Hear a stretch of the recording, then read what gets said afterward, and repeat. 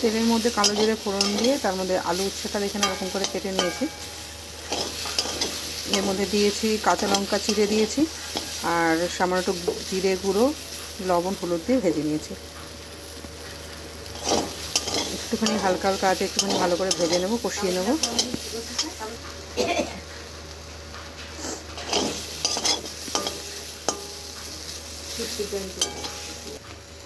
এবার কষে তারপর দেখো মোটামুটি ভালো মতনই ভাজাটা হয়ে গেছে, লালচে লালচে হয়ে এসেছে। এবার জলটা দিয়ে দেবো।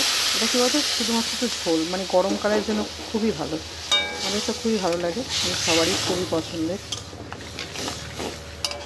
আর কিছু না, একদম সিম্পল একটা রেসিপি, কিন্তু বেশ ভালোই লাগে।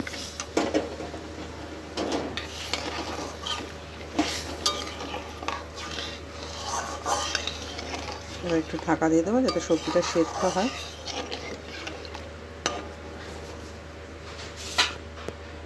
ঢেকে দেবো, একটু হালকা হালকা আছে সেদ্ধ হবে জিনিসটা।